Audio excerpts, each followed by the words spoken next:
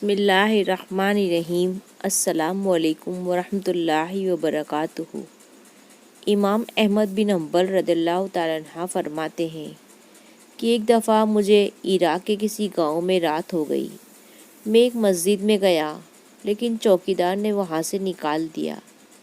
میں مسجد سے باہر فرش پر سو گیا۔ چوکیدار نے مجھے پاؤں سے پکڑا اور گھسیٹ کر مسجد سے دور کر دیا۔ ایک خدا ترس آدمی مجھے اپنے گھر لے گیا۔ وہ شخص چلتے پھرتے اٹھتے بیٹھتے استغفار پڑھتا تھا۔ صبح ہوئی تو میں نے اس شخص سے پوچھا کہ کیا آپ کو استغفار پڑھنے کا کچھ فائدہ ہوا؟ اس نے کہا جی ہاں، میری ہر دعا قبول ہوئی سوائے اس کے کہ میری ملاقات امام احمد بن حنبل سے ہو جائے۔